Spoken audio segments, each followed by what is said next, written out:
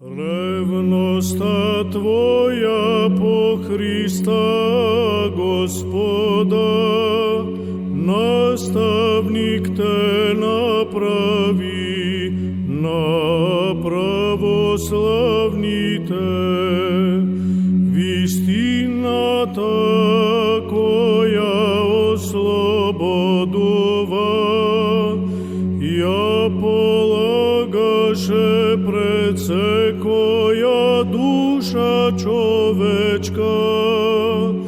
О Јоакиме, пастиру Божи, моли се за нас, Отче свети, непрестајно да стражариме над себе си по Твоите свети молитви.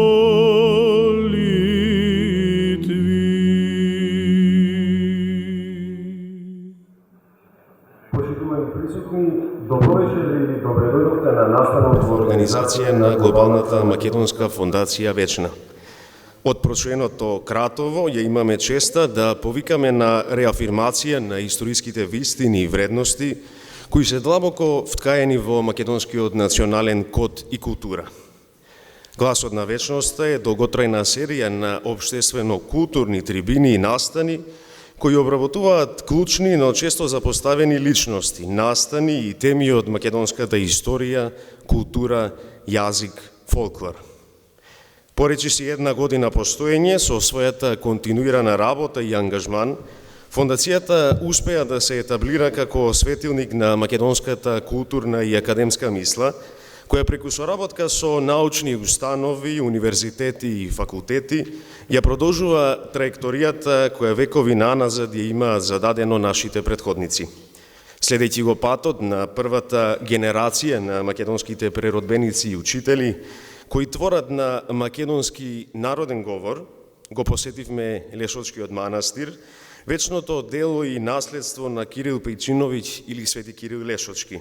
Денеска, токму од Кратово, од местото на едно друго учителствување ја продолжуваме нашата мисија со Јоаким Крчовски, духовен пастир и предводник на македонската преродба. И двајцата пишуваат на народен говор, противници се на суеверието, ги критикуваат лошите особини и неморалноста во општеството. За досегашните активности и мисијата на фондацијата ја имаме честа вечерва со нас да биде и председателот на фондацијата, господинот Мирчо Крстевски. Почитуван, повелете да ги поздравите присутните.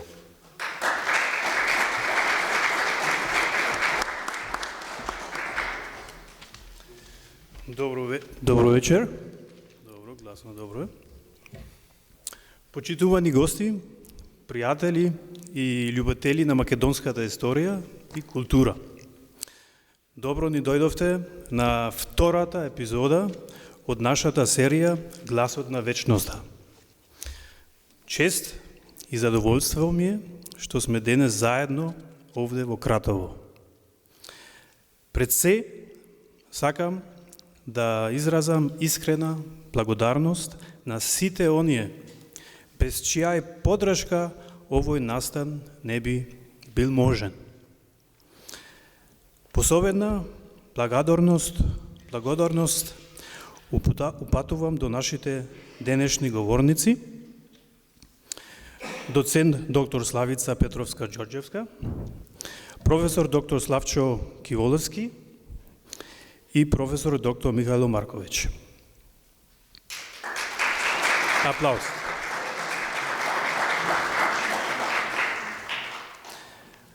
Во вториот дел на програмата, исто улогата на модераторот ќе ја преземе господинот Богдан Илиевски.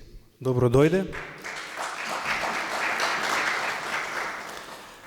Посебна благодарност заслужува исто така општината Кратово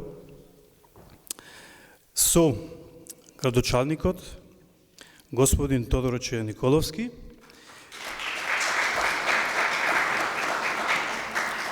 и на госпоđa Катерина Станковиć, за нивната голема поддршка и гостопримество. Нашата искрена благодарност оди исто така и кон спонзорите Ладна, Добра вода и Монтеко, која поддржаа оваа иницијатива. Потоа сакам да поздравам специјалните гости, господин Горан Ангелов, директорот на Агенцијата за зеленичество,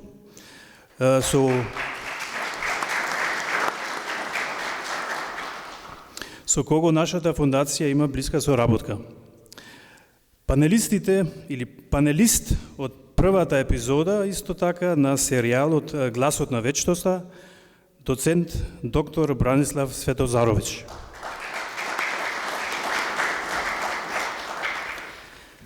Посебно ми е драго што за прв пат меѓу нас го гледам и градочалникот на Ново село, господинот Ѓорѓи Божинов. Исто така ги поздравувам професор доктор Викторија Ачковска, професор доктор Сонја Новитни, председателот на Совет на општината Кратово господин Љупчо Спировски исто, и господинот и пријател Пандовски.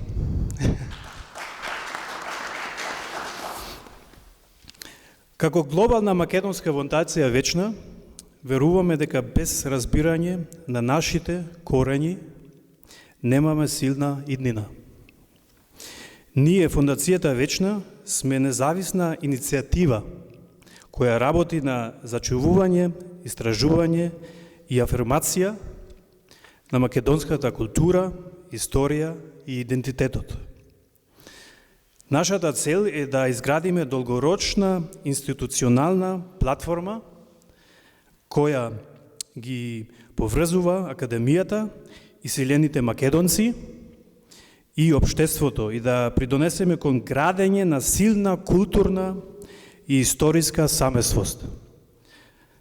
Веруваме дека преку вакви настани ја зајакнуваме македонската културна и историска самосвест, ја поврзуваме со еднината и создаваме простор за сознание, диалог и долгорочна визија.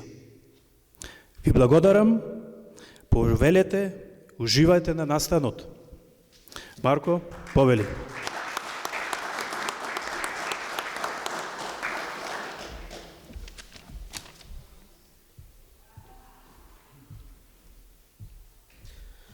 Благодарам, почитуван председателе.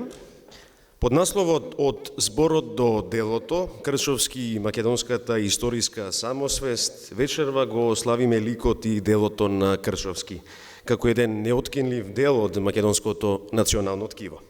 Како што наведува митрополитот Кумановско-Соговски, дедо Григори, во преслед на канонизацијата на Јоаким Кршовски, стои: спрегата што ја постигнал Јоаким Кршовски се опишува преку мислата: знаењето без подвиг е филозофирање, а подвигот без знаење е идеопоклонство. Јоаким Кршовски и живеел, и проповедал, и учителствувал, и провестувал, и богослужел, и бил богоугоден подвижник на самиот премин помеѓу 18 и 19 век, а споменот и славата на неговиот свет живот општонародно се почитува и денес. Меѓу другото, тој е автор на првата книга отпечатена на народен македонски јазик во 1814 година. Книгите на Јоаким Кршовски се пишувани на разбирлив јазик за секој христијанин и затоа имале верна улога во верското и во моралното просветлување. Со своето свесно насочување и творење кон народниот јазик, тој го поставува зборот како средство за духовно и културно приближување до народот. За книжевно јазичниот аспект ја имам честа да ја најавам единствената дама меѓу говорниците, доцент доктор Славица Петровска Ѓорѓевска од Институтот за македонска литература при УКИМ во Скопје. Повелете.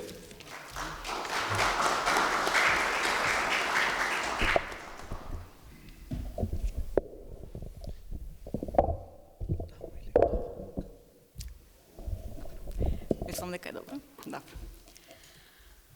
За почеток би сакала да се осврнам на тоа што е тоа просветителство, од каде потекнува тоа, какви се функциите на тоа просветителство кај нас и што се случувало во Европа, а што кај нас. Дали имаме некоја допирна точка со тоа што може да се каже дека е просветителство во Европа и денес. Ова што ќе го разгледаме, мислам дека може јасно да се каже дека и кај нас имаме просветителство на кое што можеме да бидеме горди, и почнувајќи од Јоаким Крчовски, понатаму нели со Кирил Печиновиќ, може да се каже дека македонскиот народ си имал свој просветителски пат.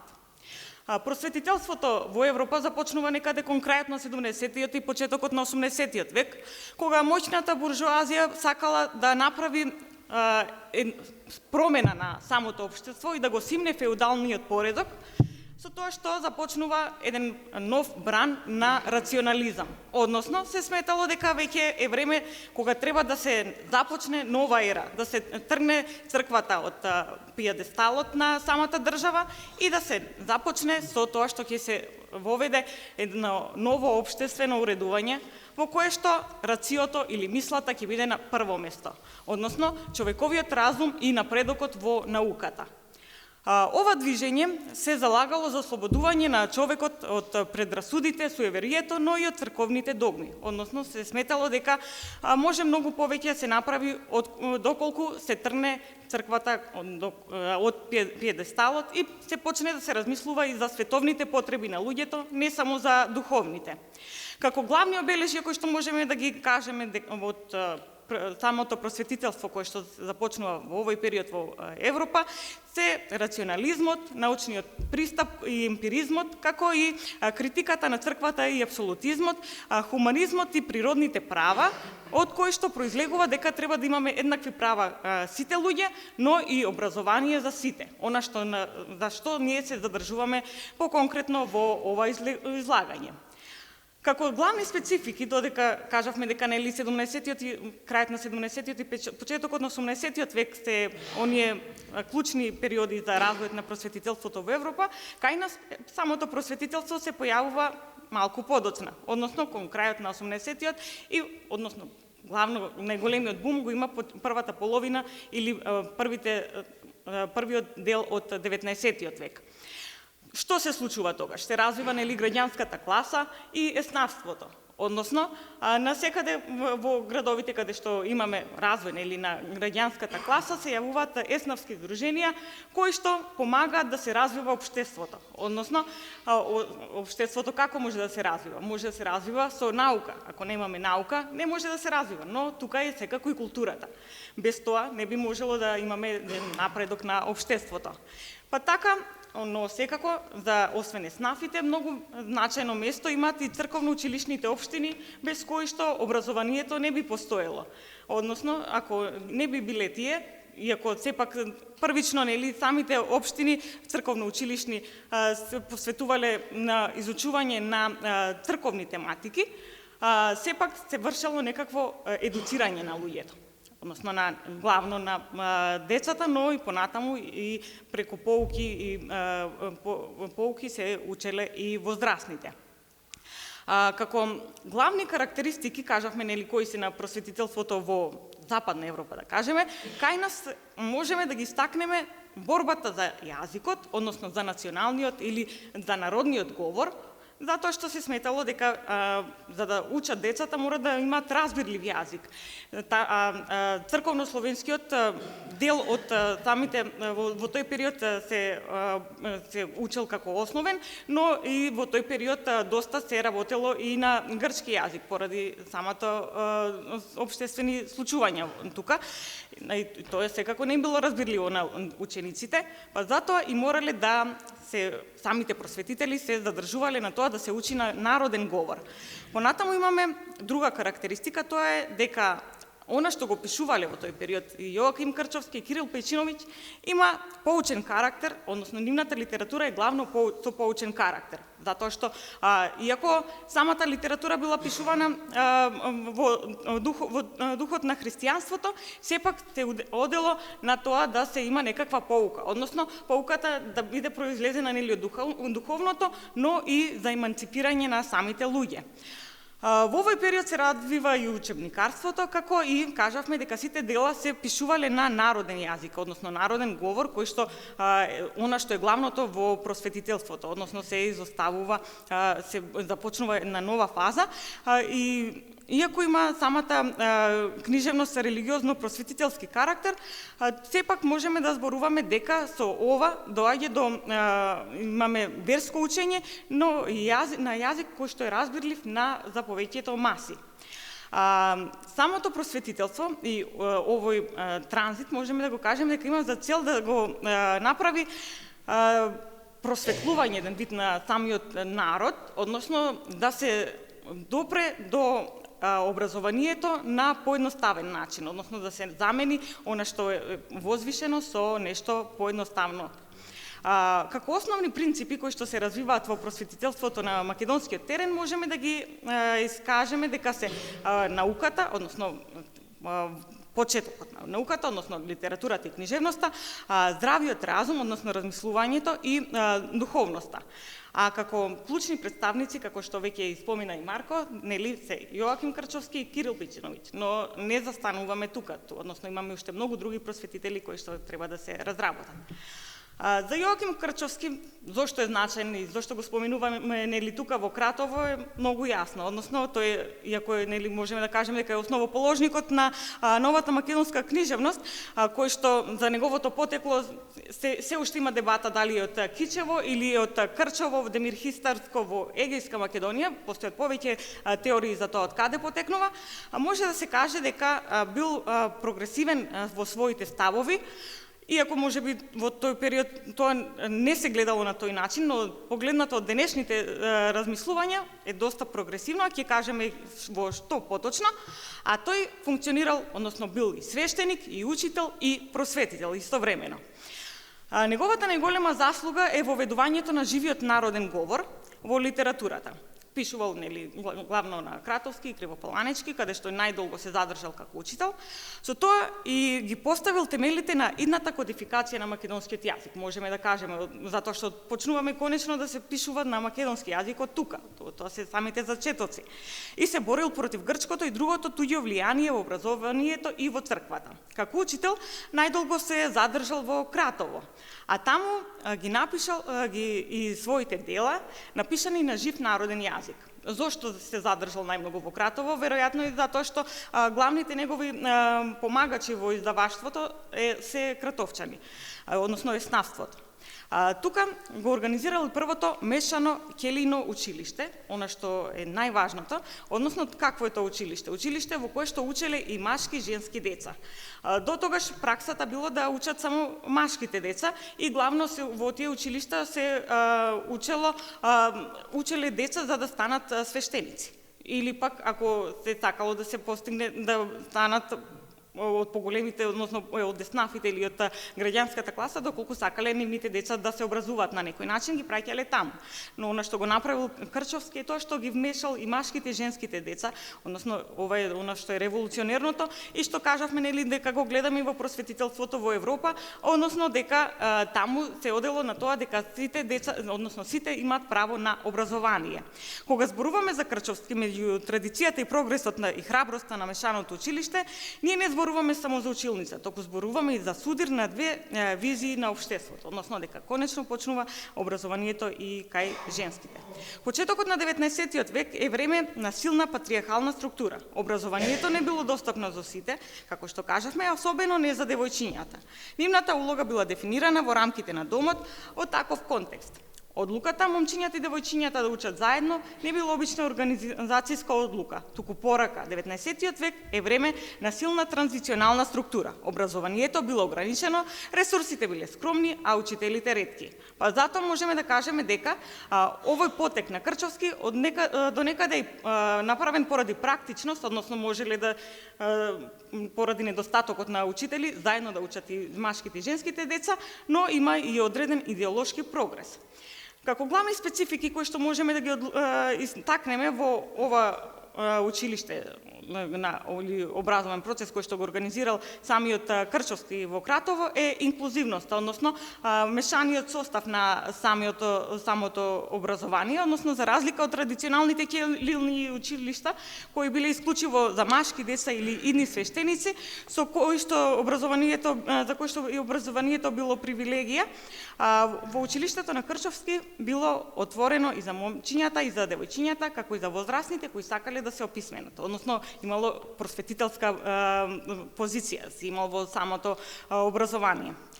Додека пак од друга страна имаме како карактеристика и локацијата и структурата, односно немало точно одредено место каде што се одвивало ова образование, туку се случувало и во црковните простори, но и во приватни куќи, главно кај граѓанската класа, кога сакале да имаат да ги образуваат нивните деца.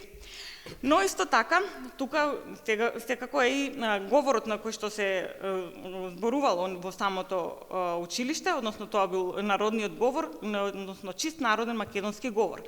Наставните програми сепак биле во духот на христијанството, затоа што кажавме дека христијанството и понатаму во просветителството во Македонија е на пиедесталот.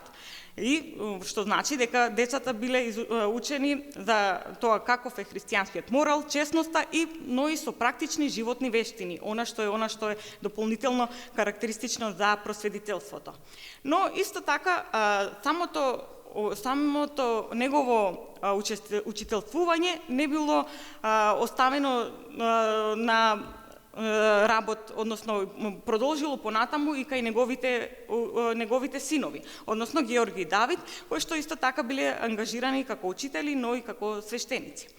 Со ова училиште Кратово станало еден од првите центри во Македонија каде што образованието излегло од строгите манастирски рамки и станало достапно за граѓаните, поставувајќи ги темелите на подоцнежните световни училишта кои што ги гледаме. Оттаму може да се наметне прашањето дали воведувањето на мешаното училиште во Кратово представува рана форма на образовна еманципација и родова еднаквост на македонските простори, или станува збор за практично решение без поширока идеолошка заднина. Мешаното училиште значело признавање дека знаењето не е привилегија само на едниот пол. Самото прифаќање на девојчињата или дека имаат право на писменост и духовна надоградба представува чекор кон општествена трансформација. Без писменост нема активно учество во културниот, општествениот и во духовниот живот. Значи, тоа е она што е главното и можеме да го акцентираме како основно нешто по кое што се разликува неговото училиште од останатите. Како духовник, Крчовски можел да остане во рамките на традицијата, но наместо тоа тој самиот избрал да ја проширува улогата на црквата од институцијата што пренесува догми во институција што пренесува знаење. Тоа е просветителскиот чин за кој што зборуваме дека го имал самиот Крчовски. Иако во тој период се уште не постои терминологија за тоа што е родова еднаквост, не значи дека ваквите потези не биле во склоп со неа. Всушност, неговото дело во практика создава една образовна можност, затоа што историјата не ја мериме според прогресивноста, според зборовите, туку според делата. А она што го направил Крчовски, можеме да кажеме дека е вистинско дело за развојот на самото општество. Некој можеби ќе рече дека тоа го направил поради практична нужност, односно како што кажеме поради недостаток на простори, недостаток на образовен кадар и така натаму. Но и во услови на ограничени ресурси можеме да кажеме дека изворот да се вклучат и девојчињата бил вредносна одлука, затоа што можел да одбере да ги изучува само машките деца. Но зошто го направил тоа? Веројатно поради тоа што имал некаква прогресивност во себе си, односно бил еден, може да кажеме, прогресивен просветител. Сметал дека образованието на девојчињата било вклучно, иако во тој период се уште ретко. Но и сметал дека овој чекор е кон општествена модернизација, но се нашли предпоставки. Како и можеме да кажеме дека со тоа и Кратово станува пример за рана просветителска инклузивност. Сепак, дали тоа навистина го сметал самиот Крчовски или тоа се наметнало како еден вид на потреба на самото време, останува прашање. Но дали Крчовски ризикувал социјална осуда поради тоа што направил ваков исчекор? Тоа не можеме да знаеме, затоа што знаеме дека самото училиште добро си функционирало, но не дело голем замав и пошироко во општеството, туку било изолиран случај во тој период. Но мешаното училиште останува како нов образовен модел кој што се развива во тој период, значи во просветителството, како и образованието на девојчињата како чин на еманципација, можеме да го кажеме како нов просветителски чин кој што се развива во тој период. Оттаму се наметнува и прашањето дали може да се смета ова за рана форма на образовна еднаквост. Сметам дека може да се смета, но останува и прашањето дали мешаното образование било практично, а не идеолошко решение. Сепак може да кажеме дека без разлика дали било поради практични или идеолошки причини, тоа има големо значење за развојот на самото македонско општество. За крај можеме да заклучиме дека Крчовски бил визионер. Тоа е неприкосновено, кој преку воведувањето на мешаното училиште ја надминал традицијата, односно вовел прогрес во самото општество, кој што може да се каже дека е значен просветителски чин.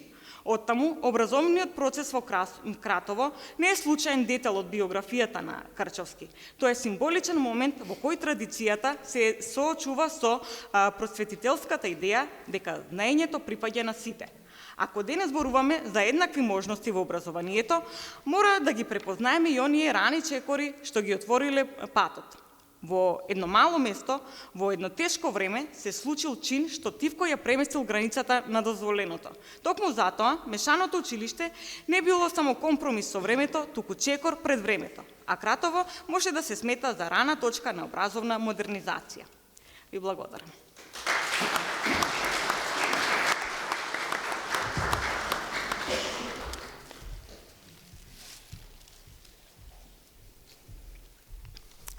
Ви благодарам, почитувана Славица Петровска-Ѓорѓевска од Институтот за македонска литература. Ние продолжуваме понатаму. 19. век представува период на културно зрење. Улогата на книжевноста, пишувана на народните говори, кои се блиски и разбирливи за народот, е доминантна во оформувањето на колективната меморија и свест. Во таа архитектура на комплицирани односи, несигурност и пропаганди, Крчовски е раната точка на таа духовна и национална артикулација. Поленаковиќ во делото Страници од македонската книжевност од 1951 година бележи: Крчовски е чедо на манастирската школа, ученик и следбеник на старата средновековна книжевна традиција, која целиот живот го гледаше низ призмата на црквата и религијата. Тенденцијата на Крчовски, спроведувана во целокупното негово дело, беше да го поправи својот народ, да му помогне спрема неговото мислење, како ќе проживее живот достоен на правоверен христијанин, па да го дочека крајот на животот спокојно и со уверение дека исправно живеел и работел. За литературно-историската перспектива од 19. век, како и за улогата на Крчовски во еден поширок духовен и културен контекст, го повикувам професор доктор Славчо Ковиловски од Институтот за македонска литература на УКИМ во Скопје. Професоре, повелете.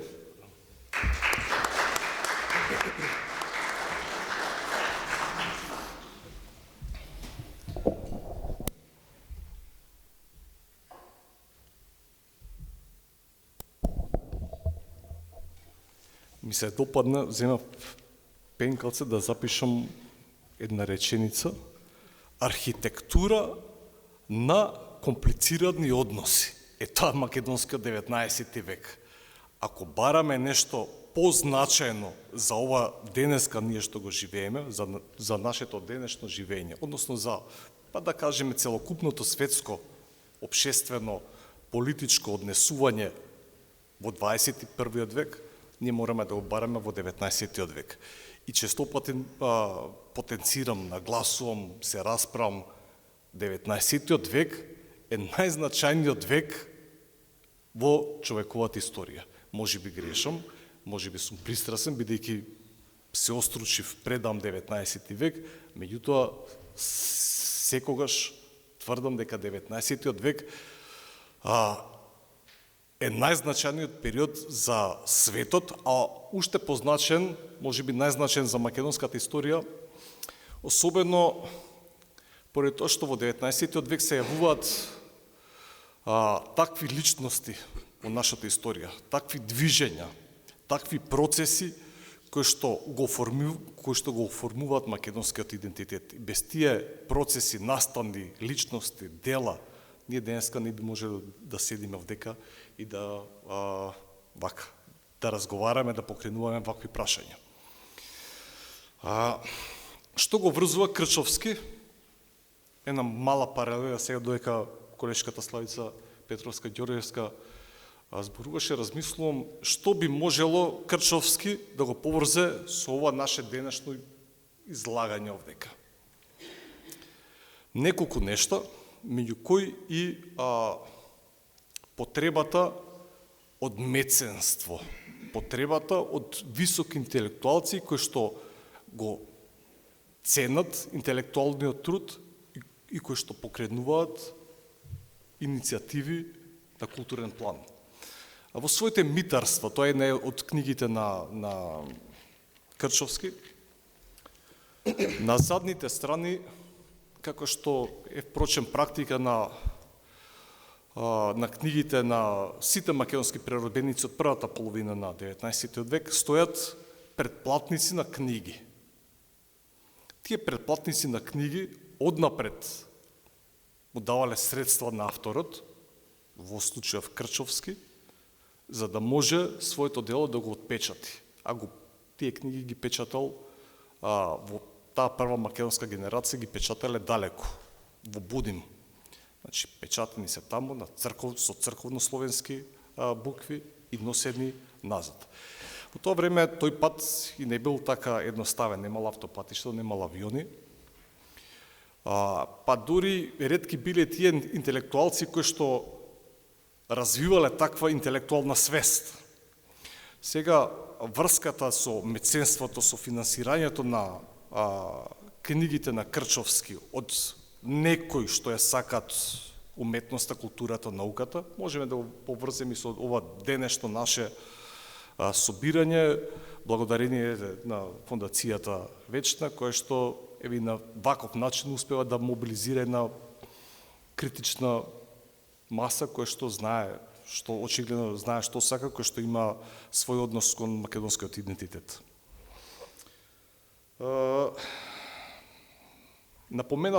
Беше напоменато како тоа се развива македонскиот јазик, кои се теченијата што се случуваат во 19. век. И навистина едно од најзначајните работи е тоа што Крчовски, Јоаким Крчовски, заедно со Кирил Пејчиновиќ, меѓутоа, ние го забораваме, така малце, дали е тоа наш менталитет, ние ги забораваме купиштата, големиот број македонски интелектуалци кои што оставиле трага. Значи, не се само Крчовски и Пејчиновиќ, заедно со Теодоси Синејцки, представници на таа прва македонска генерација. Првата македонска автобиографија е од современикот на Крчовски, Ѓурчин Кокале. Автобиографијата напишана е на македонски народен говор. Го забораваме Анатолиј Зографски, кој што е таква фигура во македонската историја, кој што ние така едноставно умееме да ја премолчиме, да ја подзаборавиме, Анатолиј Зографски бил кум на руските цареви, на две деца на рускиот цар. И тој подготвувал и пишувал на македонски народен говор, слично како и Крчовски, и подготвувал граматика на македонско наречие наречено, кое што за жал се уште не е исчезната е. Така, од македонската историја често пати се случува да исчезнуваат документи кои што ја покажуваат нашата самобитност. До душа сме имале среќа да имаме такви пријатели, такви околни држави кои што имале свој интерес кон Македонија, кои што спречувале тие појави дела и автори за да проникнат подлабоко во македонската интелектуална маса, за да овозможат да постават темели за една македонска држава, за еден македонски кодифициран јазик, стандарден јазик, или во најмала мера сме имале таа несреќа да бидеме спречени да формираме, да создадеме институции во 19. век. А познато е дека институциите ја сочинуваат, ја прават државноста. Осем Крчовски, кој што пишувајќи ги тие поуки, кој што, еден наш македонски познат историчар од постарата генерација, Харалампие Поленаковиќ, дел од тие дела ги нарекува и први македонски раскази. Тоа е прашање. Колку е тоа така, бидејќи биле преводи, дел од творештото на Крчовски превод од грчки јазик, сепак и тие преводи, и тие оригинални дела се обнародени на јазик лесно разбирлив до пошироките маси. Тоа е првиот чекор кон создавање на македонска книжевност и прв чекор кон формирање, па да кажеме и некаква институционализирана форма на пишување, бидејќи и Крчовски и Печиновиќ користат термини кои што требало да ги разбере и обичниот народ. Не како што до тогаш се пишувало и се зборувало од високото свештенство кое што чатело и пеело само за себе, неразбирливи глаголи. Овој пат таа прва македонска генерација која што подоста ја наследува и Джинот, и Партенија Зографски, и Кузма Шапкарев, и Ѓорѓе Пулевски особено, и сите тие први така наречени македонисти, токму таа генерација ги поставува основите на сето она што ние денеска можеме да го наречеме македонска книжевност и македонска историја. Тргнувајќи од Крчовски и движејќи се кон средината на 19. век, веќе имаме развој на едно словенско чувство, обиди успешни за отфрлање на грчкото духовништво и отфрлање на грчкиот јазик, воведување на народен македонски јазик на почетокот во македонските училишта, кој што за жал тој развој бил прекинат со создавањето на Бугарската црква, која што го искористила моментот преку разни фермани во Цариград да успее да издействува тие македонски епархии да потпаднат под нејзина власт и таа да започне да отвори училишта на бугарски јазик. Исто како што отварале и грчките владиште, грчки училишта од север, српски училишта и така натака, така што оваа архитектура на комплицирани односи веќе во средината на 19. век до 1878 година се развива за да ескалира со руско-турската војна, со создавањето на тие договори, Берлинскиот договор, Сан-Стефанскиот договор и Македонија да биде отворена, да настане едно поле не на културен надпревар меѓу народите, како што викал Гоце Делчев, туку едно поле на прекршување на влијанија и интереси на соседните балкански држави, меѓутоа и да не забораеме и на поголемите сили, особено на Австро-Унгарија и на Руската империја, кои што имале интерес преку Македонија, преку таа Моравско-Вардарска долина, да излезат на Солун, на топлите мориња, Солун како најголем трговски центар, кој што пружал можност да се тргува со Европа и со Азија и со Африка. И повторно се враќам на таа архитектура на комплицирани односи.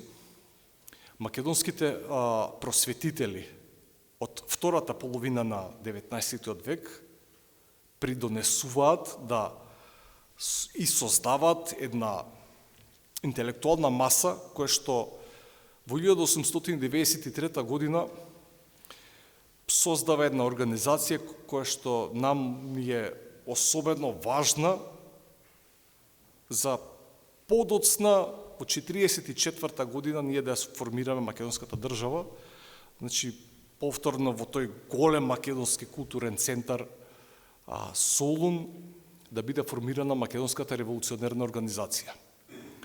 И голем дел од тие интелектуалци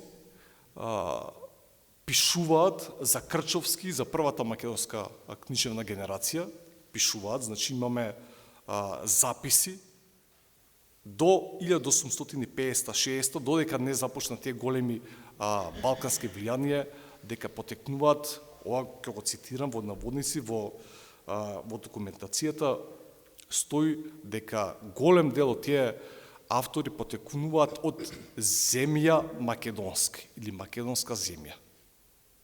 И најнаш тие усилби на македонски народен говор да се пишува, да се тие повикување на тоа славно име Македонија исчезнуваат некаде во втората половина се поради успешното инфилтрирање на странски, културни и образовни влијанија. Дори Ѓорѓе Пулевски, повикувајќи се на таа македонска историја, има, знаете, има преродбеници, просветители, кои што се обидуваат да го образуваат народот, меѓутоа има една романтичарска нитка која што во 60-тите, 70-тите години се појавува кај македонските интелектуалци. Предводник Ѓорѓе Пулевски, заедно со Исаја Мажовски и неколку мина други, кои што се повикуваат на историјата на Македонија како директен наследник на старите македонски кралеви или цареви, како што ги нарекувале, тврдејќи дека царот Александар Македонски бил словен од пред 2000 години. Колку да звучи симпатично, сепак тоа е малце така потешко прифатливо, меѓутоа тоа е во насока на развивање на македонски национален идентитет, народоносен идентитет. Без таквите митологизации на историјата нема да постои ниту една држава. Сите држави, ние често пати мислиме дека ја воспеваа македонската историја, повикувајќи се на старините, на разноразни богови, на словенски чувства, на антички наследства. Верувајте, останатите земји уште повеќе ги митологизираат своите истории. Особено денеска, и особено кога светот станува такво глобално село, во кое што приказните продаваат. Што се случува? Ерменците тврдат, ние сме најстарата христијанска црква, првата апостолска црква. Ја продаваат приказната. И ќе појдете таму и ќе гледате цркви изградени, се познава дека се нови, но велат врз основите на оваа црква, која што потекнува од 5-тиот век, од 3-тиот век, ние изградивме нашата црква. Така и ние врз основите на таа стара македонска историја. Зошто не би можеле ние тоа да го направиме? Зарем сега уште една паралела, и не знам колку смеам да ја кажам, меѓутоа ќе ја кажам. Франките, Франција, тоа биле германски племиња. Франките се германско племе.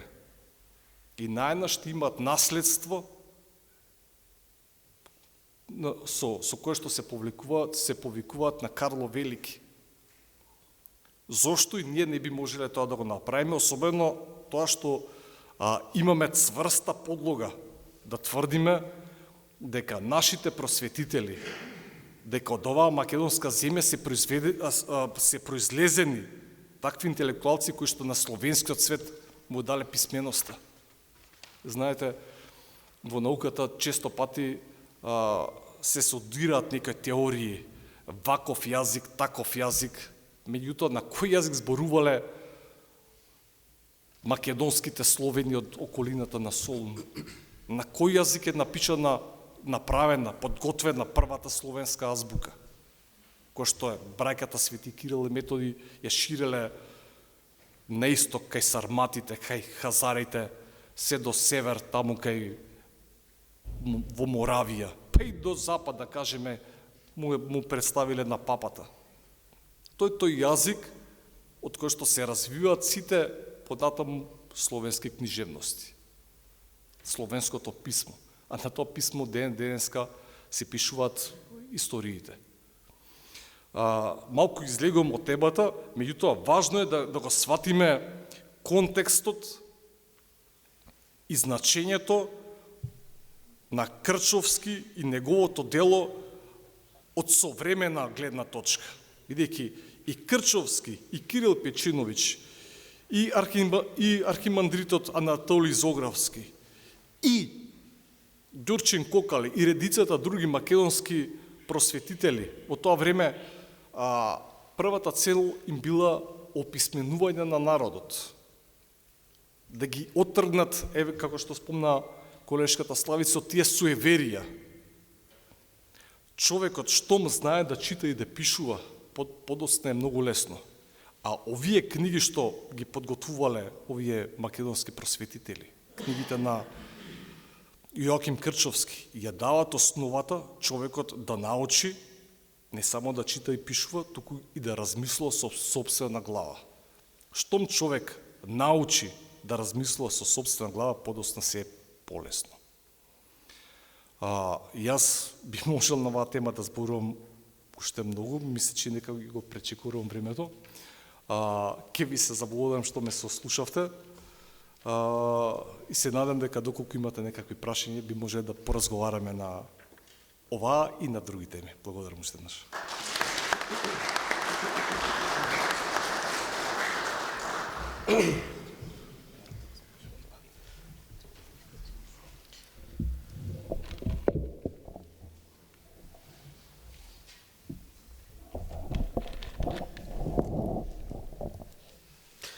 Почитуван професоре, ви благодарам за вашето излагање.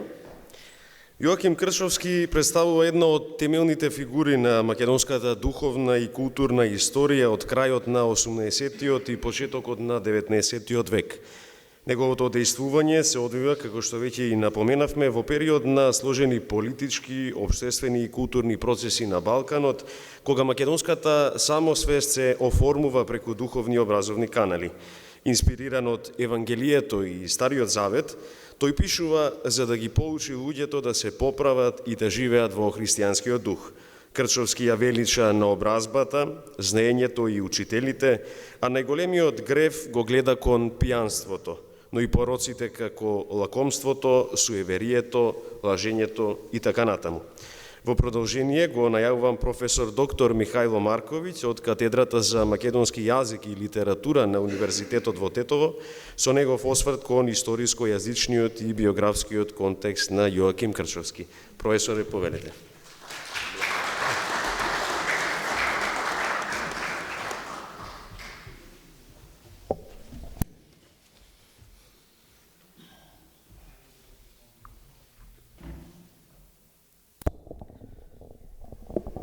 Добре, супер. Грлац ми е. Почитувани присутни, прво да се заблагодарам што дојдовте од името на Фондацијата Вечна. Се разбира, бидејќи тие се ударната капсула, која што, или каписла, која што првично доведува да имаме вакви настани, а мене ми е задоволство и чест да бидам дел од гласот на вечноста, бидејќи се надевам дека нашиот глас, гласот на вечна, ќе трае навистина вечно.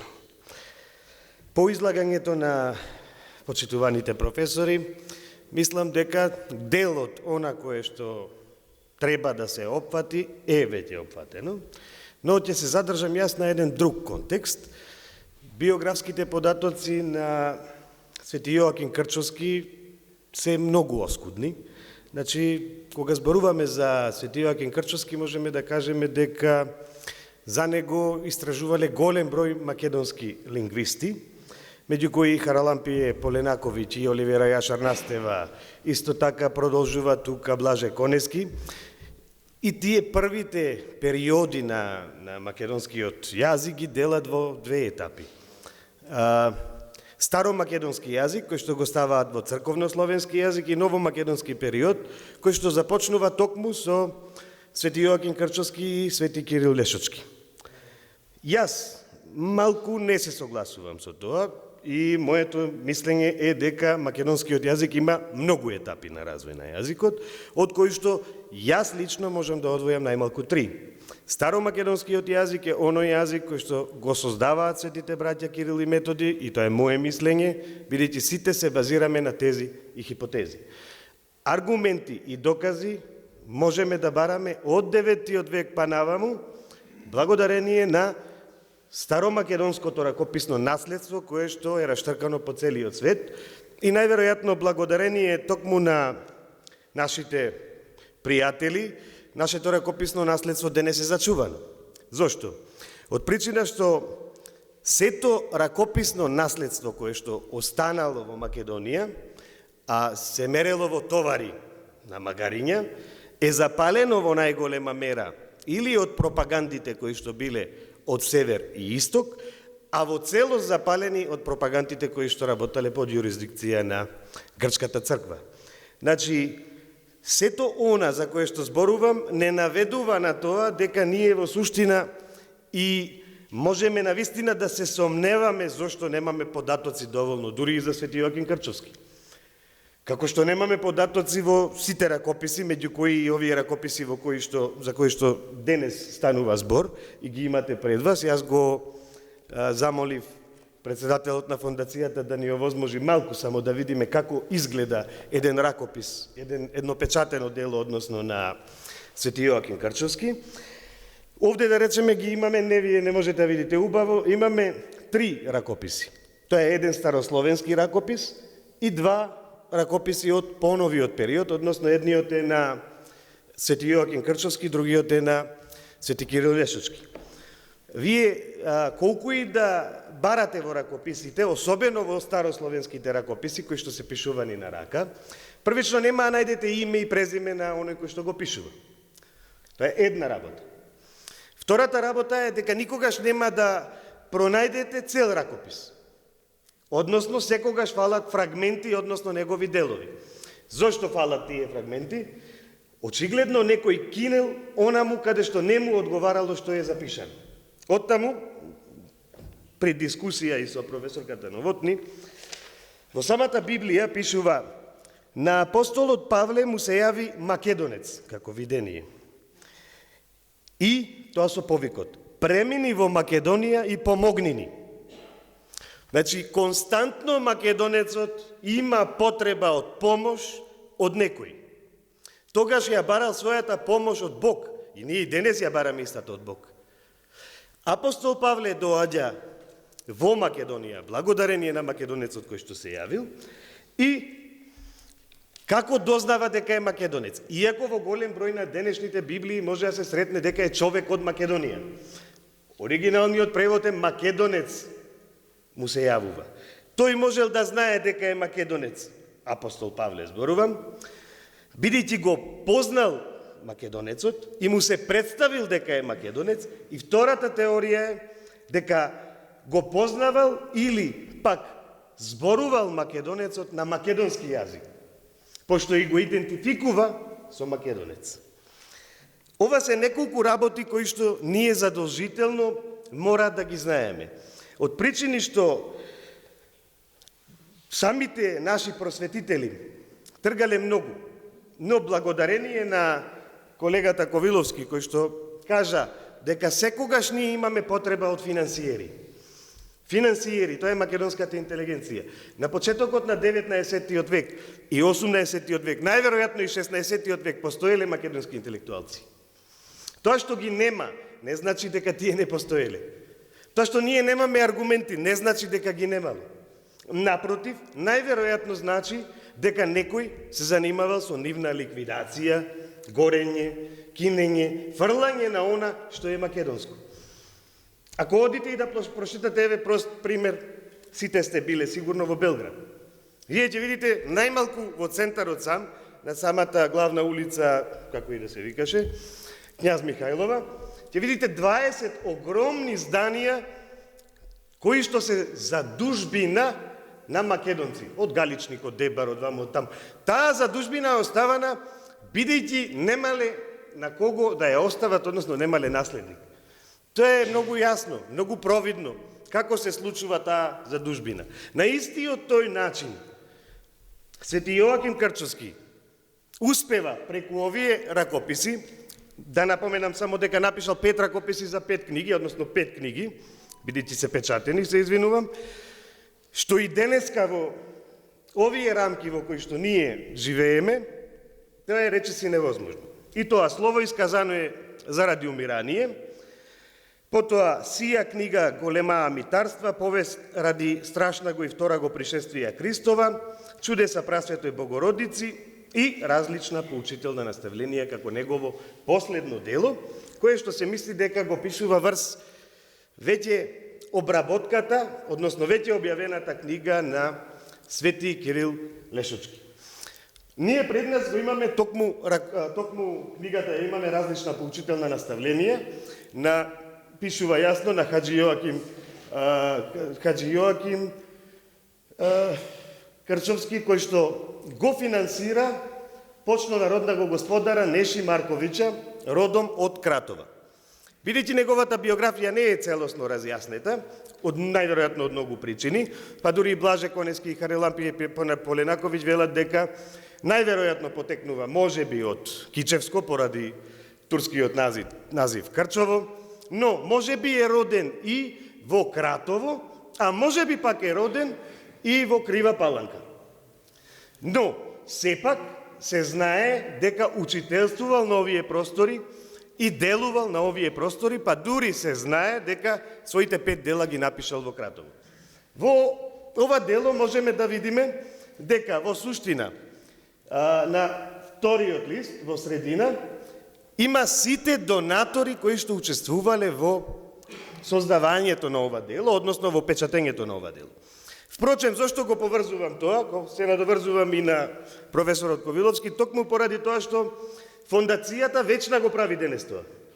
И треба да се приклучат уште многу такви луѓе, како што имаме уште еден, ете го Јурица. Луѓе кои што ќе придонесат секој на свој начин во остварувањето на македонската цела, тоа е сочувување на милениумското македонско име, односно сочувување на македонската нација, онаква каква што е. Па затоа имаме Карамфил Кмет, Стојан Георги Поклоница, Јанко Караджа, Карамфил Георгиев, Тасо Даскал, Доне Терзија, Село Штрипско и вака има едно 5-6 листа на кои што се ставени донаторите кои што донираат за печатање на таа книга. Ова дело нас денес ни служи како одбранбен штит од сите непријателски и шовинистички настапи на нашите добри соседи. Во наследниот лист можеме да видиме јазичниот приказ на самиот Јоаким Крчовски или Свети Јоаким Крчовски, односно како тој пишува. Па јас овде имам, бидејќи на 3 ракописи се работи континуитетот на македонскиот јазик од 9 до ден денес, може да слушнеме како тоа звучело во периодот на Јоаким Крчовски. По неколку само реченици, ајде 3 ќе бидат само. Пример. Колку пати си се причастил мојан снага, мојен кров, и не си ми држал мој закон. Затова не си достоин, ами сам Бог, сега ме видиш и познаваш ме. Или, кога земе човек вјара, онаен како корен това да порасне, да биде древо и да ражда плод. Како да би имало себија место внетре, во земнего раја, у градината, Сиријач у црквов Христова. Гледате колку од црковнословенски, доколку читаме на црковнословенски, тоа не може да се разбере јасно. Но овде за сите е разбирливо. Дури и денес да пишувал Крчовски, сите ние би го разбрали. Неговата цел било не само религијата, туку општествено да го дигне македонецот на еден повисок сталеж. Односно да направи нешто кое што нас ќе не задржи до денес. И очигледно успеал во тоа. На оваа тема има уште многу да се говори, но јас напишав нешто кое што го напишав така, од срце. И кое што би сакал само да го прочитам, да го слушнеме, бидејќи Навистина, ваквите моменти се значајни. Сето ова кое што го правиме исклучиво за Македонија. Го правиме за нашата мајка да обстои како што обстоела до сега. Ние не можеме да бидеме оние кои што ќе сопрат нешто. Македонија ќе постои со нас и без нас. Но ние да дадеме искра, да се расшири пламенот на македонецот и да отиде многу подалеку од тоа што сме денес. Затоа, велам дека оваа страст која што ја имаме, јас велувам дека сите имаме страст и љубов кон Македонија и затоа сме овде, па затоа страста и љубовта која што ја имаме, во суштина не грее од една страна, но може и да не запали. Таа во суштина представува и дар, но и голема опасност. Свети Јоаким Крчовски е една од нашите најголеми приказни кои што ги имаме. Но вистинска приказна која што трае и ден денес. Тоа е наша светилка. Оваа наша македонска приказна токму жилаво вака обстојува и не охрабрува, токму затоа што ни дава сила и крилја да докажеме дека иако сме мала држава, ние сме голем народ, голема нација. Па јас велам можеби и најголема во рамките на човештвото. Ние сакаме да обстојуваме како јазик на престиж. Но, и како народ со богата историја и традиција, бидејќи ја имаме, ние не треба да вадиме и да некого негираме. Току ние само треба самите да се издигаме и да ја пренесуваме вестината. Чуму сето тоа, ако си го исушиме коренот? Кој не ги храни и стеблото, и гранките, и лисијата, и плодовите? Чуму без историјата и чуму без предци, кои се славни македонци. Тргнувајте од Александар Македонски, Свети Кирил и Свети Методи, Свети Климент, Свети Наум, Цар Самуил, Свети Јоаким Крчовски, Мисирков, Пулевски, Конески и плејада вакви наши храбри македонци, а денес дел од нив и светци. Наша граѓанска должност е макотрпно да ја утврдиме и зачуваме оваа наша автентична македонска приказна и вистината и светлината. Ни треба револуција на мудрост, визија, работа, упорност, бидејќи Македонија даде доволно крв, даде доволно жртви, но остави своја победа преку автентичната смрт на нашите македонски синови, кои животот го дадоја за да живее Македонија и македонската нација. Мораме да бидеме горди на македонската упорност, мораме да бидеме горди и на македонската слаодливост, жилавост, итрина, традиција, обичаи, прифаќање на различноста која што ја гледаме на дело. Горди сме на возбудата која што имаме во нас поради богатите и строги и убави и прекрасни македонски икони и фрески. Македонските ракописи кои што иако се по цел свет ја пренесуваат македонската вистина и се вистинско македонско богатство. Ние сме горди на македонската питомост која што имаме во нас и неверојатно богата милениумска историја. И покрај секојдневните удари на македонскиот идентитет, оковите на рацете кои што ни ги ставаат секојдневно, и на народот, и на интелектуалците, па дури и на политичарите, залепената уста и обидите за бришење на македонскиот идентитет, сепак ние сме живи и обстоиме благодарение на македонските свети, меѓу кои е Свети Јоаким Крчовски. Сепак, не има и покрај упорната вековна борба на сите да не нема. Сепак нашата издржливост и жилавост ние во суштина ја добиваме токму преку ударите кои што ни ги задаваат сите кои што сакаат да не нема. Токму Свети Јоаким Крчовски е алката на македонскиот синџир на обстој. Токму неговиот простейши или така наречен прост или народен јазик кој што го создава заедно со Свети Кирил Лешовчки е ударната каписла за обстој и непокор на македонскиот културен идентитет. Токму затоа сметам и го молам, преподобен Свети Јоакиме, благословине и чувајне онакви какви што сме, бидејќи колку сме, толку сме, но токму македонци сме. Ви благодарам.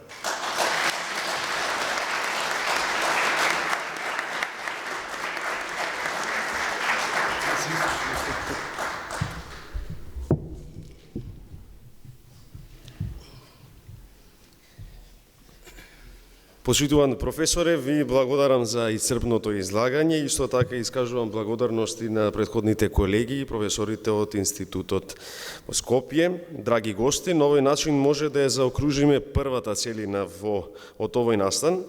Во интерактивниот дел со прашањата и одговорите, дилемите и дискусијата за овој големец и моментите околу него, го поканувам Богдан Илиевски да го продолжи овој настан.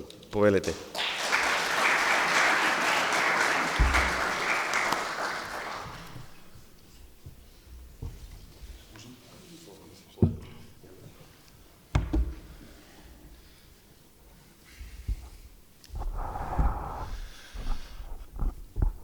Никогаш нема да не победат, а? Никогаш. Чест ми е што сум меѓу вакво друштво на големи умови, на борци за Македонија, за нашата вистина, за нашите права и за нашето просветување. Чест ми е што сум и меѓу сите вас и огромно благодарам за Фондација Вечна. Посакувам со секој еден настан и сигурен сум дека бројот на посетители, на заинтересирани само ќе се зголемува и ќе се зголемува. Прво сакам овде да искористам гужва и да дадат јавно ветување панелистите дека ќе одговорат на мојата покана да направиме и емисија на телевизија за да го доближиме делото на Јоаким Крчовски и неговото значење и до најшироките народни маси кои што ќе не гледаат пред својот телевизор, а не може да бидат тука вечерва. Демократски тоа би се рекло, има некој против? Нема. Добро, предлогот е усвоен.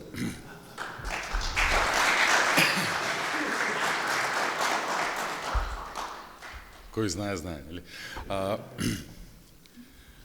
Пред да дадам некои своји констатации, мојата примарна улога тука, која што најдраго ја прифатив е да комуницираме, нели, да ја врзам публиката со професорите, па да започнеме со прашањето дали некој од публиката би сакал да искоментира или да постави некое прашање во врска со...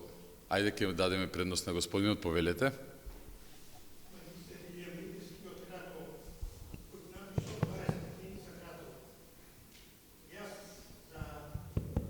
Само една секунда, микрофон ќе добиете за 3 секунди, да ве слушнат сите.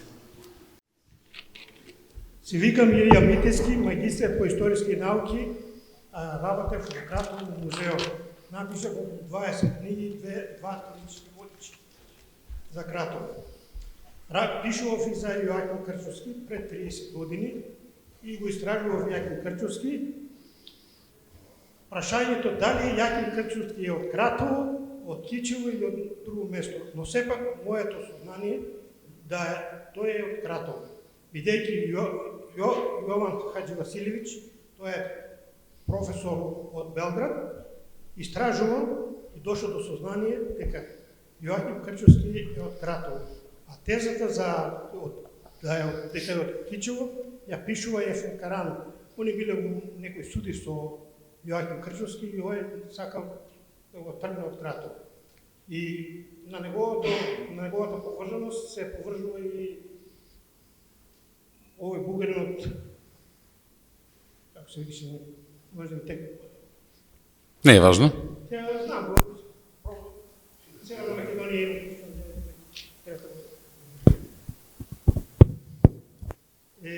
јас бев во Кичево, Јаким нема таму име, а нашиот треба овде сите знаеме дека многу, на секој втори човек е Јаким. Значи, моето мислење е дека тој потекнал Кратово. Бидејќи Кратово тоа време било за се школува, требало богати луѓе, а Кратово било тоа време доста богато, благодарение на рударството, и затоа имало и можност школува во Цариград и да шета, тој бил и донатор на многу цркви из Македонија. Како го Перово, Свети Димитрија, црквата ја донирал, давал средства, и на други цркви. Тој отворил 2 школи во Кратово. едното во Царино мало, едното во Риварско мало. Потоа отворил некој школи во селата Шлегово, Злетово, а потоа има и во други села Кратовски. Значи дал голем допринос за Кратово, па и за Македонија. Ви благодарам.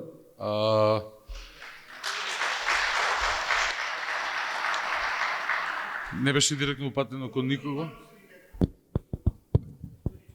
Не беше кон никого конкретно упатено, можем јас само еден краток коментар, ако сакате и после може било кој, ако би сакал да искоментира, нас Охриѓани лесно, ние Свети Климент е Охридски, па сега тука си имаме некој наш, иако и за Свети Климент има многу поделени мислења од каде воопшто потекнува. Но поентата е дека тоа не е на крајот ни важно, бидејќи делото е многу поголемо од едно место. Не знам, еве господине, дали знаете, јас не сум само горд Охриѓанец, туку и горд Шлеговчанец по мојата баба, да. Ето, се најдовме. Но делото на Јоаким Крчовски, на сите просветители и на овие просветители денес тука меѓу нас, простете за споредбата, но тоа е гола вистина, е значено и важно за сите македонци. Ако некој има нешто да додаде. Не знам. Јас сум либерален во водењето, да, слободно ми ги повели. Држи фактот дека бил од Кратово, или дека е од Кратово. Така е. Како јас го имаме, да речеме, во Тетово, Кирил Печиновиќ, тетоец. Најверојатно, и тоа е. Но, јас зборувам она што го гледам во науката, а бидејќи не сум од Кратово, а вие сте, сигурно го знаете подобро и сте истражувале по однос на тоа и тврдите дека е од овде. Ја апсолутно ви верувам на вас, бидејќи во Кратово ги отварал училиштата, во Кратово учителствувал и за тоа има докази. Што значи, останатите сепак така и ги кажуваме, дека се хипотези, дали било осломени, дали било само хипотеза, односно нешто што може би и не е вистина. Апсолутно се согласувам со вас, па може би ќе ни дадете и од вашата литература дополнително, ќе ве цитираме и ќе го образложиме тоа онака како што и вие сте го истражували и сте го кажали. Претворил овој учител своја библиотека, што се надовржувал на ова наука и имал достапност да ги проучи тие книги и да напише книги. И име во музеот како бев директор, и на последната ова, се пишува кратко, како што и кажа колега. Благодарам и аплауз би замолил за господинот Илија.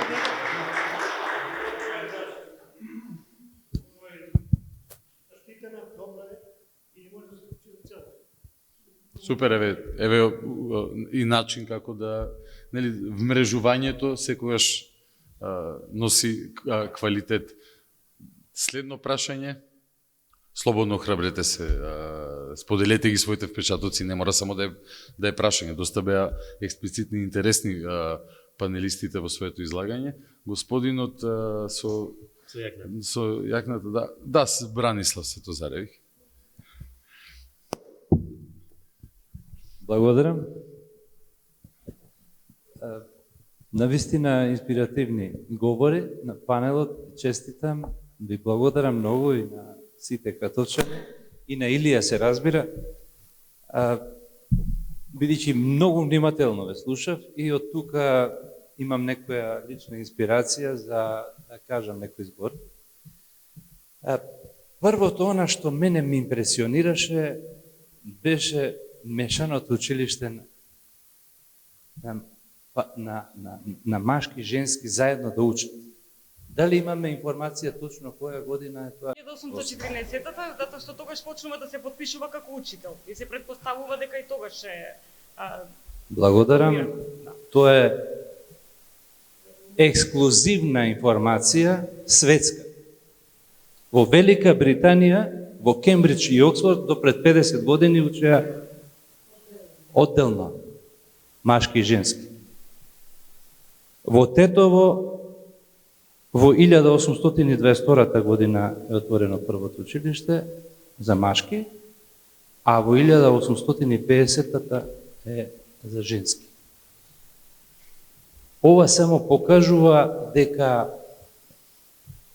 не само што Јоаким Крчовски бил визионер, како што рековте, туку тоа покажува многу нешта за атмосферата во која се живеело во Кратово. Тоа е многу важно, затоа што родителите требале да се согласат да ги пуштат своите девојчиња да учат заедно со машките. Тоа е висока свест. Но Кратово во тоа време е развиена средина. И тоа не треба воопшто да не чуди што токму во Кратово се јавува. И тоа треба дополнително да го истражуваме. И да го истакнеме секаде. Да, уште од средниот век нели се развива преку Кратовската школа. Апсолутно. Меѓутоа, вака мешани паралелки во смисол на да учат и девојчиња и машка, мора да се направат компаративни студии, па да видиме каде сме. А јас гарантирам дека ова е уникатен случај. Не во однос на другите македонски средини. Зборувам многу пошироко и континентално. Затоа што знаете дека женските автори, женските поетеси, уметници во 19-тиот век во Европа не смееле да се представат. Така што тоа е она што навистина е фасцинантно. Второто, да речам и третото излагање ме испровоцира да размислувам и да еден апел од тука од Кратово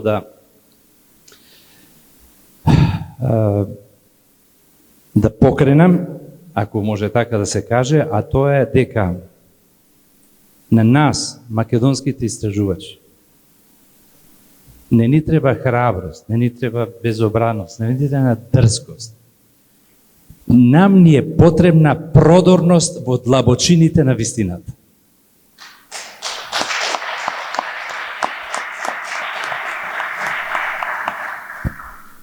Вчера излезе вториот том на Македонци од Печат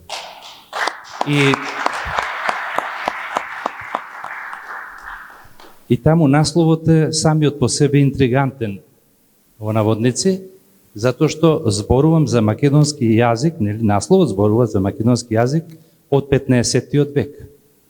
А тоа е ваше како ќе одговорите на тоа. Јас ја фрлам ракавицата. Затоа што во книги од Западна Европа пишува македонски јазик. А кој е тој македонски јазик? Македонскиот јазик, цитиран, Боже, Боже мој, вечио оставиме, спасиме. Мислам дека е јасно за кој јазик станува збор. Значи, нам ни треба продорност во длабочините на вистината. Од таму, оние другите, кои сакаат да присвојуваат, да негираат, тие ќе не прогласуваат за безобразни, за дрски, нели? А некој за храбри, не е тоа храброст. Храбростот произлегува само од моментот кога ќе се каже вистината, само по себе е храбро. Но спокојно треба да се каже тоа. И ништо повеќе. Зошто? Па ние навистина робуваме на некакви запишани, ограничени, како што беше примерот со и датуми, нели, и некакви простори, но тоа науката не го препознава, вистинската наука. Тоа не смее да биде дел од нас. Ако некој авторитет кажал, тоа е тоа, немој, аман, тоа не смее така да биде, знаеш што ќе ти замерат, ќе те направат партал, замисли. И тоа колегата го кажува. Значи, тоа во науката не се признава. И тука може да се наведат многу примери. Затоа ја поздравувам, го поздравувам овој собир, ја поздравувам Вечна, што предизвикува една ваква продлабочена мисла кон вистината. И таа не треба никого да плаши, никого да иритира, туку треба само да восхитува и да поттикнува понатамошна работа. И честитам на Вечна за организацијата, честитам и на панелистите и честитам на кратовчани, вие сте прекрасни луѓе, толку сте скромни, што едноставно тоа го плени, го освојува човека, а тоа и не сте свесни дека сте такви. Јас ви посакувам само да бидете малку по-горди на себе, и тоа е точно што рековте, во тука нема климевци, има јаковци, и ќе бидете горди на тоа, нели, Јокимовци, како што е Јаков од Камена река. Мора малку да се сакате повеќе себе си.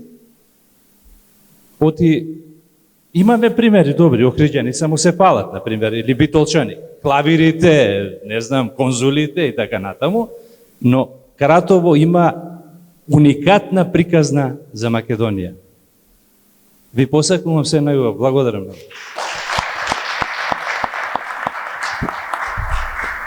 Повелете. Покренавме едно прашање, кое што е мојата потесна специјалност, македонските жени во 19 век. Тоа е фактички јас докторирав на таа тема и излегува неколку изданија на таа тема. Жени во македонската книжевност, македонското женско творештво, жени во македонскиот фолклор во печат е веќе во 90-то, а во 19 век, но и теми жени во македонското револуционерно движење, жени во македонското образование и појавата на македонскиот, пазете, феминизам. И додека на Запад, добро го спомна, до пред 50 години се делеле на машки и женски училишта, во средината на 19 век почнуваат не само во Кратово, имаме примерот со Прилеп, примерот со Велес. Велешкото црковно училишно општина е едно од најразвиените кој што дава можност да се отварат вакви училишта. И тие учителки образуваат такви генерации македонски жени, горди, кои што знаат да читаат, знаат да пишуваат, знаат да побараат тоа што им треба. Има повеќе примери во кои што постојат една просторија каде што се школуваат машките деца, друга просторија женските, машките имаат глобуси и карти, за женските деца една клупа и се е тивко. Учителките се тие кои што на јавните говори, како сега овдека, пред сите се представуваат со таков жар, барајки зошто само машките деца да имаат глобус, зошто само машките деца да имаат карти.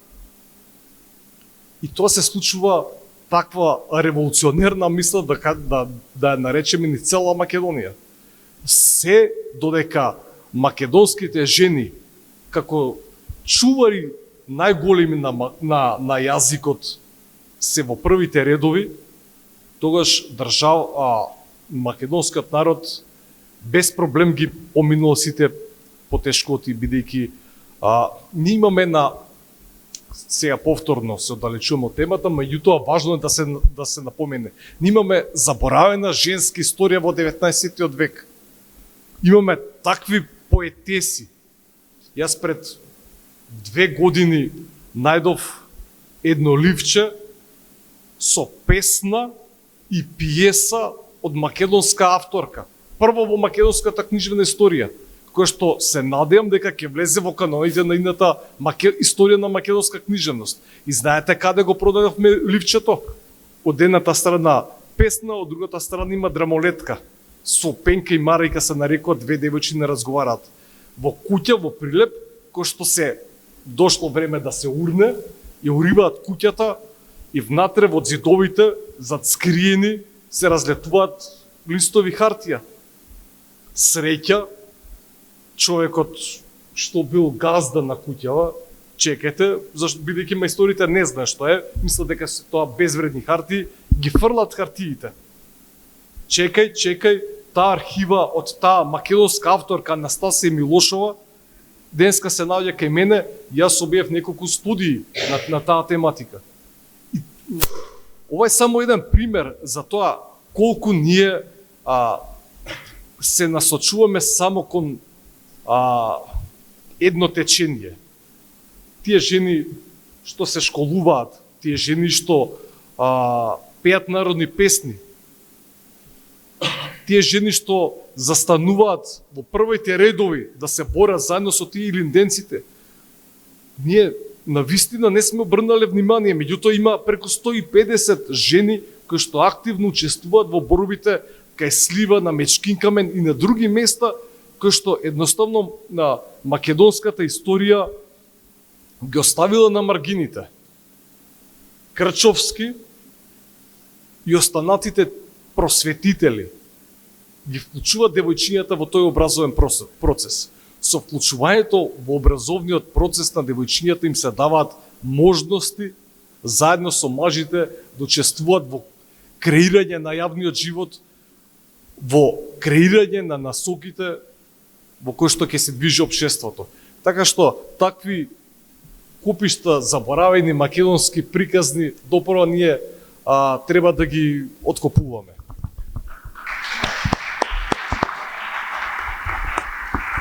Сигурен сум дека беше ненамерна, ова е една можност за една прекрасна паралела на тема вистински вредности. Некогаш во зидовите на куќите криеле хартии со пиеси, нели? Денес 350.000 евра, а многу поголема вредност има ова што професорот Ковиловски го открил. Ова како еден вовед во една тема за дилема што ми се наметна слушајки ве, а тоа е парадоксот на денешното време. Крчовски ги сакал да ги описмени луѓето за да ги ослободи, да ги потикне на рацио, да ги ослободи од стравовите, догмите, суеверијата, да им даде можност да се стекнат со знаење во време кога тоа било многу тешко.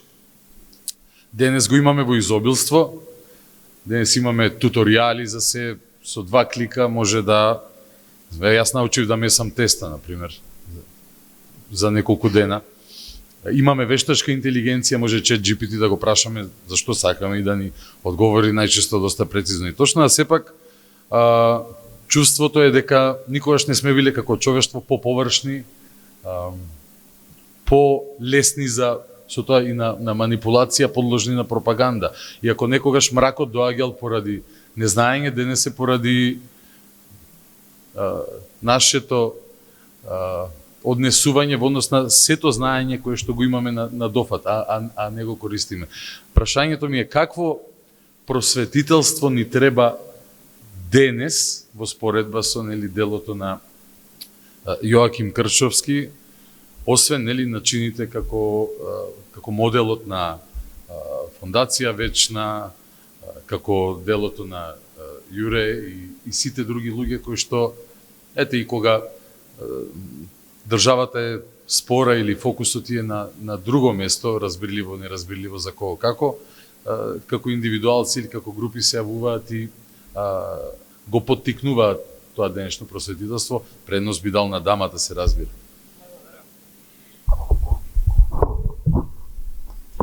Какво просветителство ни треба? Па, првично би кажала дека денес можеби не разбираме доволно самите деца.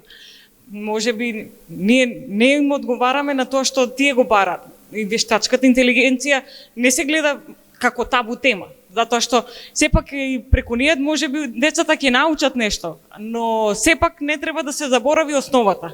Од каде сме, каде треба да одиме, затоа што сепак ако детето не си ги знае своите корени, нема некаква позадина, позади тоа ништо нема да биде од него, затоа што не може само така да го научиме детето тоа што ќе му каже вештачката интелигенција, туку сепак треба да се вметнат оние вредности од дома, но и од самото општество и од образованието.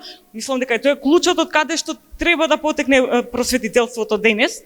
А потоа секако и вештачката интелигенција и се што се наметнува во денешно време и самиот интернет и нели се што се е денес актуелно, но никако не смее да се избегне од тоа што ни го дава нели самата книга како хартија да кажеме, но понатаму секако не може да се избегне и останатото, односно тоа што ни го дава времето денес. Благодарам. Благодарам.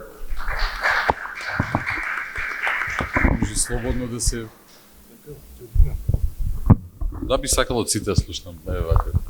Добро кажа Славица, се согласувам со тоа дека воспитанието доаѓа од дома. Ние професорите на училиштата, во училиштата можат се да направат, да застават на раце, стој на глава да направат, меѓутоа ако дома им е дозволено на децата да збеснуваат по училниците, ништо не правиме. Просветителството во 19. век, знаете како се одвивало? Цепеков тоа најдобро го образложува во неговата автобиографија. Учителот вика ке не наредеше на клупите и го учевме на памет Оче наш.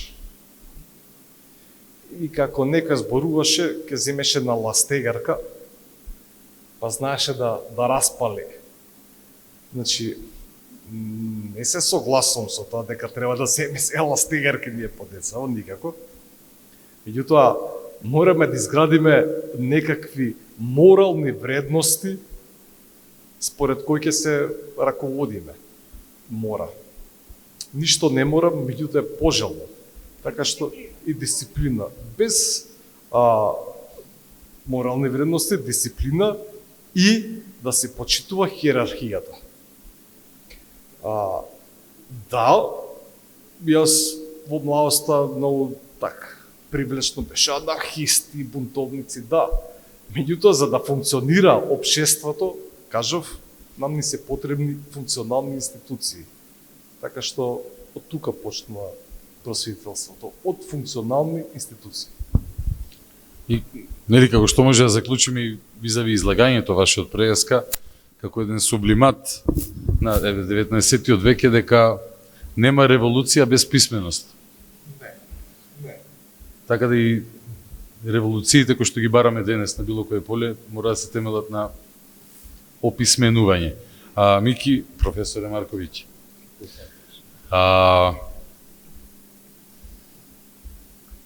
ако нели го спомнавме апостолот Павле, она што нели македонците барале помош, така. Крчовски е на некој начин, нели, можеби еден од одговорите. Сите се многу векови подоцна, да. Сите се одговор на барањето на македонци. И Крчовски му овозможува на народот, нели, сам да си помогне во суштина, описменувајќи го. Има магична формула според тебе како ЈК, например, да се иницијали кои што нема да се поврзуваат прво со Јелена Карлеуша, туку со Јоаким Крчовски. Има нормално. Тренирани сме за провокативни прашања, да. Има јасно како не. Доколку медиумскиот простор се покрие повеќе со образовни програми и училиштата се покријат со повеќе образовни програми, мислам дека ЈК се асоцира само на Јоаким Крчевски. Воопшто на ниту еден друг. А треба ли некој да го откриеме, новиот народен говор, односно на кој јазик да се обраќаме, спомна и професорката, до помладите генерации, јас не се сметам за особено стара, ама имам па 2 мали деца и размислувам тие кога ќе влезат во образовниот процес допрва, јас се трудам пример да сум во тек со сите трендови, со онака песните што ги слушаат и така натаму, сленговите што ги користат за да можам да комуницирам со нив, да го откриеме новиот јазик за да ги раскажеме старите добри квалитетни приказни. Мислам дека јазикот е еден, македонскиот стандарден јазик е кодифициран, тоа прашање е решено. Во јазикот постојат две пројави, стандардна и нестандардна. Стандардната е институционална, нестандардната е вон институционална. Писмената форма мора да биде стандардна, па дури ако се обидеме а пишуваме ние како што пишувал Свети Јоаким Крчовски, нема да успееме бидејќи не тера стандардно да пишуваме. Затоа е таа таква каква што е. И сега, слободно секој може да користи јазик кој што ќе биде на еден начин деформиран во наводници, но надвор од институциите, тоа е училиште, телевизија, медиуми, институции, државниоците, профили и така натаму.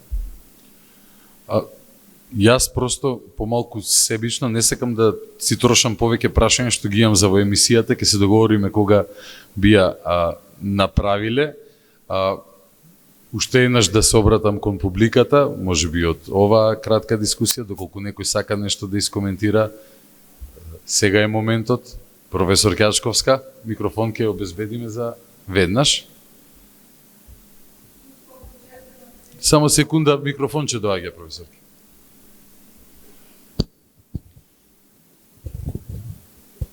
Се чувствувам почестена дека сум вечерва тука, со ова прекрасна публика и со овие извонредни предавачи, од кои еве јас сум историчар, доста дознав и треба да биде ваков пристапот кон проучување на македонските личности од 19 век, интердисциплинарен, инаку не можеме само историчарите или само јазичарите да ги проучуваме.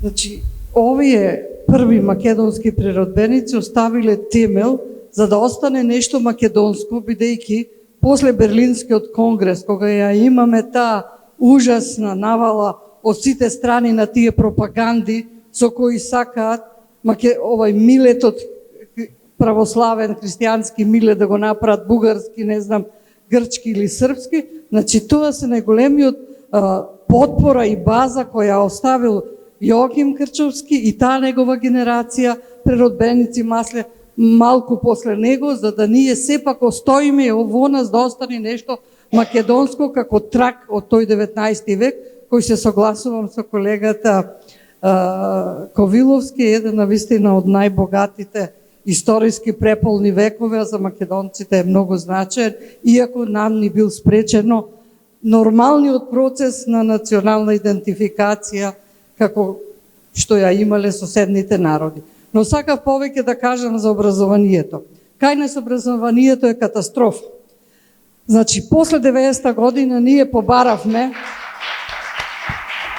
некаква дезидеологизација на наставата, бидејќи од негување на братството, единството, комунизмот, Тито и не знам што кои ги имавме до 90-та година, после 90-та кажавме, нам не ни треба идеологија и воспитната компонента отиде по Вардар, ја пуштивме. Не може вие да воспитувате граѓани на една држава без од најмали нозе, во нив да го внесувате љубовта кон еден Јоаким Крчовски, кон еден Мисирков, не знам, кон еден Коневски. Значи, не може македонец да израсне без да си ги познава тие икони, тие славни личности од своето минато. Значи, проблемот е воспитната компонента во нашето образование. Мора повеќе да се потенцира, значи, тие национални дисциплини, за прво да создадеме национален идентитет, бидејќи кај нас уште е присутен тој југословенскиот идентитет, уште сме свртени назад. Ние создадовме македонска држава во која треба да се негува македонскиот идентитет и да се негуваат вакви личности. Секој македонец, да направите на анкета, јас не знам колку луѓе ќе знаат кој е Јоаким Крчовски. Значи, тоа се страшни работи кои нам на македонците ни се случуваат и кои го нема кај ни еден сосед. Толку си ја сакат и си ја познават историјата, ама тоа е проблем во образованието. Јас битки водев кога почна еклектички предмети, не знам, граѓанско образование, не знам как, се предмети на штета на историјата. 30 години поминав, кај секој министер да се расправам, да се карам, значи 30 години се карам за секој час историја во наставата и во основно и во средно образование. Не може да има добри граѓани на оваа држава ако нема луѓе кои си го сакаат коренот, си ги сакаат традициите, си ја сакаат значи својата историја. Прво треба да се сакаш себе си, па да бидеш не знам како космополит или не знам што ни проповедаат се друго. И во овој дух ја поздравувам искрено, сум среќна бидејќи дојдо вечерва тука, а особено ова фондацијата Вечна, која има една огромна мисија и се надевам дека ќе ја продолжи таа мисија и понатаму. Благодарам, професорке, и мислам дека и атмосферата е идеална на оваа наша средба со многу љубов за Македонија, да и ставиме на пауза и наредната да ја закажеме во јули во Охрид, така? 16 јули во Охрид. Тоа се само 3 месеци, така да подготвувајте се. Да слушнете како ние охриѓани си ги браниме на нашите луѓе, исто како и вие кратовчани. Мене ми беше огромна чест што бев дел од овој настан, сакам да се заблагодарам на сите учесници. Најголемото благодарам за Фондација Вечна и за Мирчо и за Ацо и за сите вклучени во овој голем проект, да биде вечна, како што е вечна и борбата за Македонија, како што е вечна Македонија. Ви благодарам на сите за учеството од името на организаторот. И на крај ве поканувам во холот на мал коктел и закуска. Марко, ти ја земав работата. Така е, не апсолутно, само уште неколку технички информации, како што кажа Богдан. Ви благодариме за вашето внимание, за присуството. Се гледаме тука на еден неформален коктел и едно дружење, а јас би го поканил и председателот на фондацијата, кој што има желба и намера да врачи благодарници, односно подароци на сите оние кои што застанаа за успешната организација на овој настан. Ви благодариме, се гледаме на следна локација.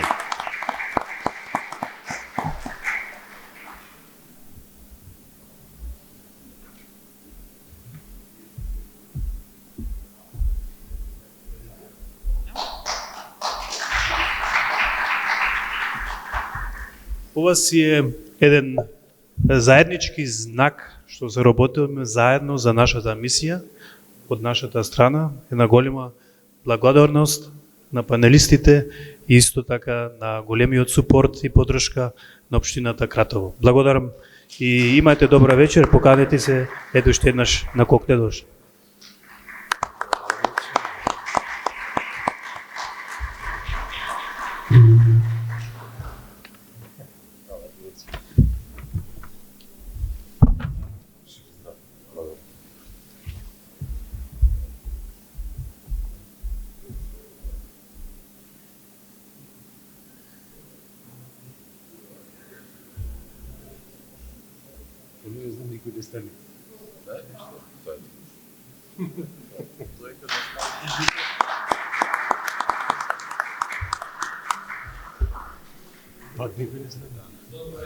Дозволите и на мене кратко да искористам оваа прилика да се заблагодарам од моје лично име и од името на моите сограѓани до организаторот Фондација Вечна, до почитуваните професори и панелисти што ни овозможија, имаме можност денеска да присуствуваме на една многу значајна тема и научна дебата за ликот и делото на Јоаким Крчовски, еден просветител кој што меѓу другото нели битисувал, учителствувал и проповедал во наше Кратово. Тој оставил голем и траен белег преку својот пишан збор, преку јазикот и преку духовната сила и вера кон оформување и оформување на македонскиот национален и културен идентитет и континуитет и кон негово зачувување. Затоа уште еднаш ги поздравувам овие настани. Многу е значено, многу е битно за осознавање на нашата историја, а без осознавање и познавање на нашата историја нема известна иднина. Уште еднаш благодарност кон сите. Благодарам, се гледаме веднаш по-настанати Голхола. Фала ви на сите. Господа, наставник те направи на православните. Вистината која ослободува, ја полагаше пред секоја душа човечка. О Јоакиме, пастиру Божи, моли се за нас, Оче свети, непрестајно да стражариме над себе си.